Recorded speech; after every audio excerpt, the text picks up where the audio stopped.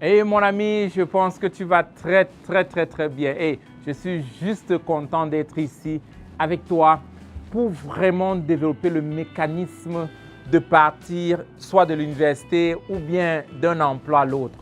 Ou non seulement partir d'un emploi à l'autre, mais aussi avoir la promotion là où tu te trouves. Je pense que dans la vie, chaque personne a un prix sur son visage. Quand je dis prix, pas ce que tu coûtes, mais la valeur que tu peux apporter à la société. Et d'ailleurs, c'est ça qui constitue notre salaire. C'est pourquoi une personne peut gagner 10 dollars par heure et l'autre gagne presque 100 dollars par heure. Qu'est-ce qui fait la différence? C'est la valeur que nous pouvons apporter. Et puis, si tu maîtrises comment vraiment te positionner avec une entreprise, comment te positionner devant un employeur, tu auras toujours du bon travail. Donc, c'est ça la raison de ce module. J'aimerais que tu saches comment te présenter sur le marché comme quelqu'un qui doit ajouter de la valeur. Parce que, quelle qu'en soit l'entreprise dont tu postules pour travailler avec eux, ou alors, si tu es un entrepreneur, comment sélectionner quelqu'un qui peut vraiment t'aider à accomplir ta mission? L'entreprise, c'est une machine ou un système développé pour résoudre un problème spécifique ou alors développer un produit pour résoudre un besoin spécifique. Et toi, en tant que chercheur d'emploi, en tant que quelqu'un qui veut apporter de la valeur, la solution à l'entreprise, tu dois savoir des démarches qu'il faut prendre. Donc, nous allons toucher environ 7 points durant toute cette série. Et à la fin, je pense que tu seras le meilleur. Tu sauras exactement aller chercher ce que tu veux, quand tu veux et à tout moment.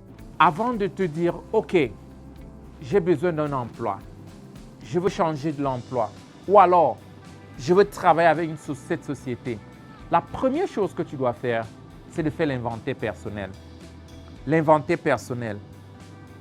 Et sur ta liste d'inventaire personnel, tu dois répondre à certaines questions. Quelles sont les connaissances que tu as? Quelles sont tes compétences? Ne te focalise pas sur un travail spécifique. Qu'est-ce que tu sais faire? Qu'est-ce que tu peux faire? D'ailleurs, ceci doit te pousser à t'ajouter plus de valeur. Peut-être tu sais parler en public, tu sais enseigner, tu sais peut-être t'occuper des enfants, tu sais cuisiner, tu sais laver des habits, tu es un bon photographe, ou alors tu es un bon acteur, journaliste, quel qu'en soit ce que tu sais faire, fais l'inventaire complet. Peut-être tu es un expert en arts martiaux, peut-être tu sais faire la sécurité, quel qu'en soit ce que tu fais, tu dois faire l'inventaire, tu dois le mettre sur un papier complet. Peut-être tu es un comédien, tu sais comment animer la foule. Quel est ce que tu sais faire? Ça, c'est le premier point. Maintenant, si tu as la liste de tout ce que tu sais faire, qu'est-ce que tu es vraiment bon dessus? Qu'est-ce que tu es bon? Qu'est-ce que tu fais très bien? Parce que tu peux vouloir ou bien tu peux savoir faire des choses, mais tu sais que de 1 à 10, tu es peut-être à 2 dans certains domaines et dans d'autres, tu es à 8 et d'autres, tu es plus que 10. Tu dois faire cet inventaire. Qu'est-ce que tu sais très bien faire? Tu peux être quelqu'un qui aime écrire. Tu peux être quelqu'un qui aime travailler avec le physique et tu le fais très bien. Tu peux être quelqu'un qui travaille avec les mains et très bien. Qu'est-ce que tu sais très bien faire? Ça, c'est le deuxième point. Troisième point, qu'est-ce que tu aimes faire? Nous sommes en train de parler de ta passion. Qu'est-ce que tu es passionné par ça? Tu peux aimer enseigner les enfants, mais n'es vraiment pas passionné pour passer le temps avec les enfants. Tu aimes enseigner, mais peut-être tu n'es pas passionné par les enseignements. Peut-être tu aimes jouer, tu aimes acte, tu aimes imiter les voix, tu aimes imiter les gens.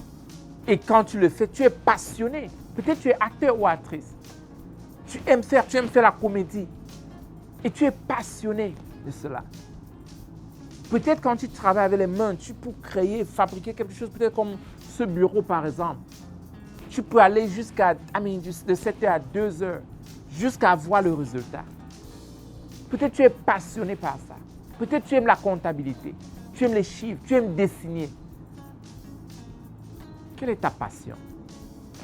Va sur ta liste d'inventaire, maintenant tu sélectionnes ce que tu es vraiment passionné de ça.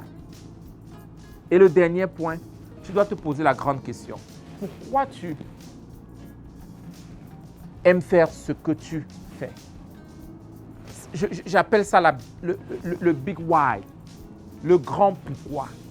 Parce que quand tu n'as pas le pourquoi dans ce que tu fais, à chaque fois que tu rencontres l'obstacle ou bien l'adversité, tu vas abandonner.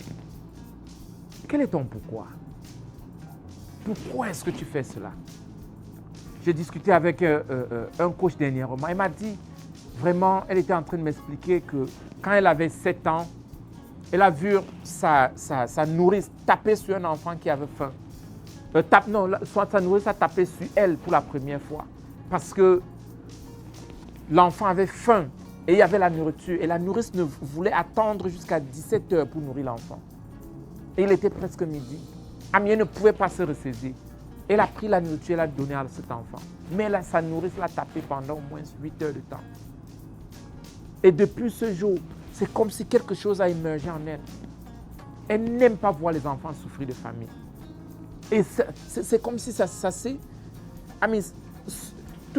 Cela s'est émergé dans ses émotions. Pourquoi tu fais ce que tu fais? Peut-être c'est à cause de ce que tu as vécu. Peut-être c'est à cause du trauma que tu as dépassé. C'est peut-être à cause de certains gens qui n'ont pas de voix. C'est pourquoi tu te lèves pour eux. Peut-être ça a à voir avec ton histoire. J'aimerais que tu donnes la raison. Vas-y, réponds à ces 4 points. Fais l'inventaire. Prends ce que tu es très bien dessus. Prends ce que tu es passionné dessus. Et donne-moi le grand pourquoi. Ça, c'est la première liste. Et demain, nous allons parler de quelque chose plus approfondi. À nous revoir demain.